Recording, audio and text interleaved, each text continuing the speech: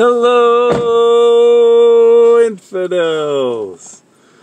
I just wanted to do a quick video. I just got back from a bike ride that I found a new trail, and it's not towards the edge of town, or I'm in the Bay Area, so it's not towards, like, there's trails by the ocean. You know, you're in the Bay, so you find these trails they have great trails by the Bay.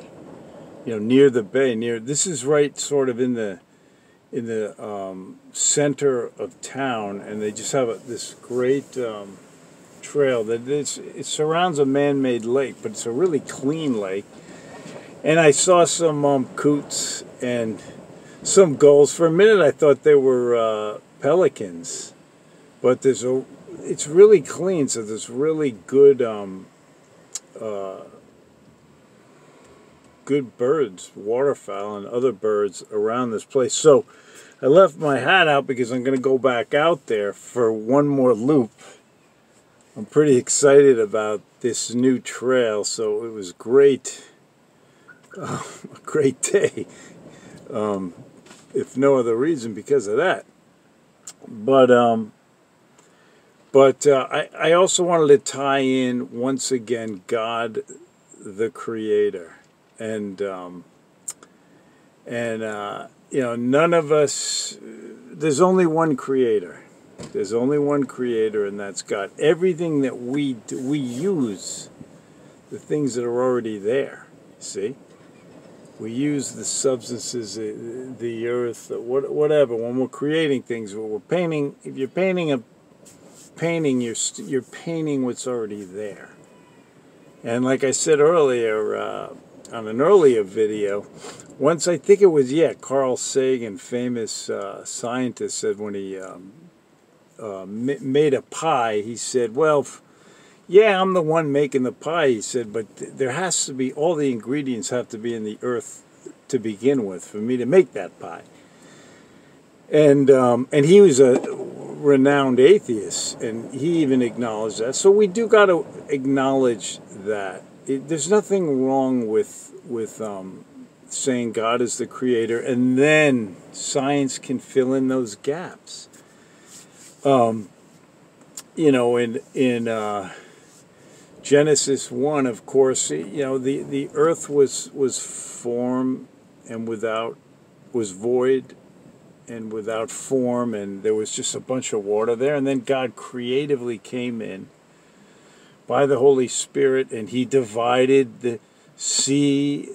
He put the sea in a certain place, and then he made land, and he made land animals. He made the fowl, the birds of the air. My favorite were big birders in my family. And guess what? This time I'm going back out because I forgot my binos, my binoculars. So now I'm coming back out with my binos. And I'm going to be dressed a little bit warmer because it's a little bit windy here. And you can hear that in the Bay Area. And, you know, we get that weather like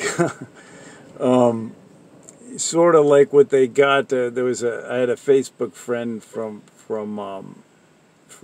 Scotland saying how quickly the weather changes there, you know, along that rocky coast.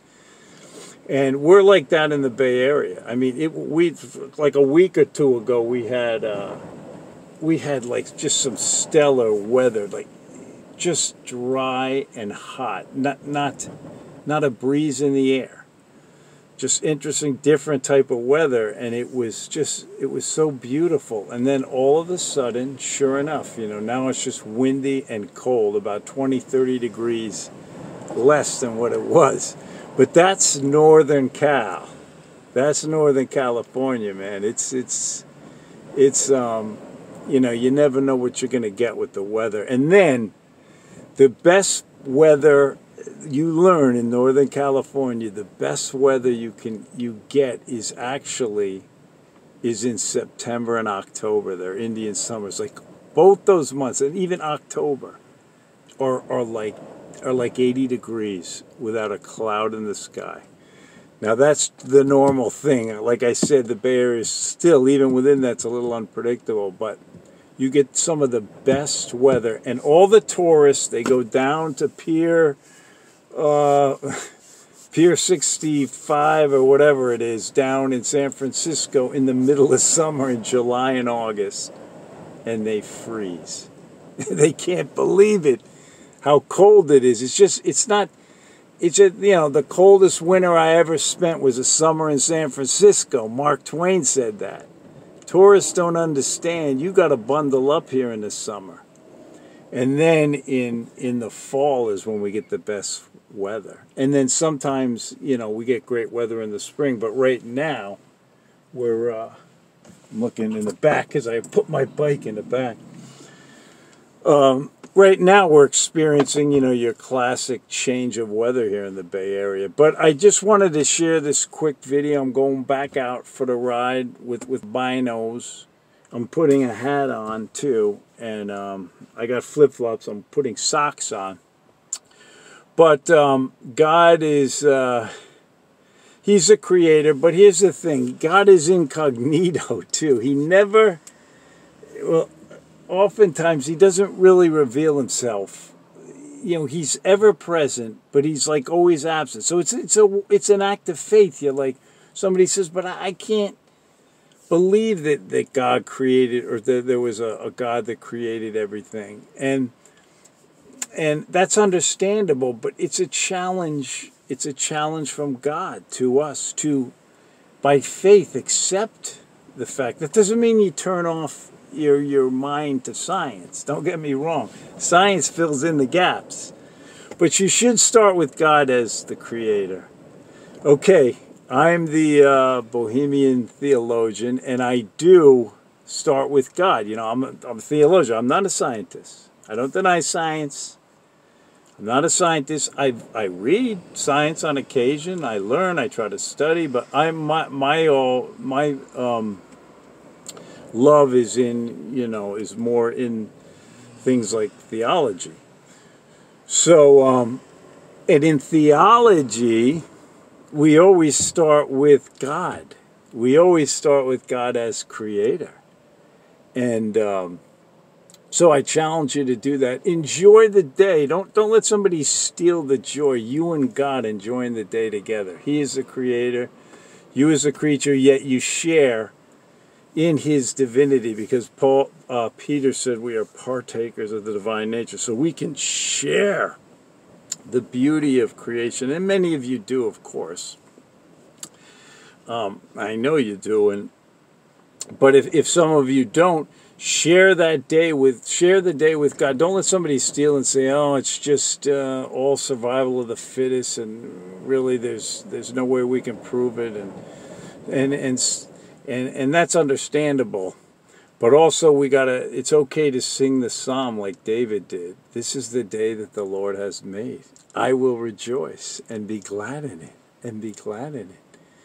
And God, there's pantheism says God is the tree, or God is the eagle, or the fish. And as believers, we don't exactly believe that. There are many people that do, and that's okay, if they want to believe that. But we believe more in a panentheism, that God is not the tree, but He's in the tree, sustaining the tree. They have some of the great Eastern Christian theology called panentheism, the N, E-N, theism. And it's legitimate. It's a legitimate way to see God. And many of us need to see God more in just, in terms associated with nature. We should be the leaders of the conservation movement or the environmental movement. We should be the leaders with no, political agenda with it, just simply for theological reasons. That God is sustaining all things. God's blessed all things. That's all I wanted to share. I'm going back out on my bike ride.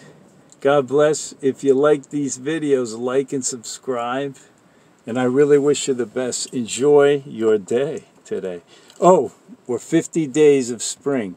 We're here in the U.S. anyway. A little bit more, but roughly around 50 days of spring. God bless. Bye.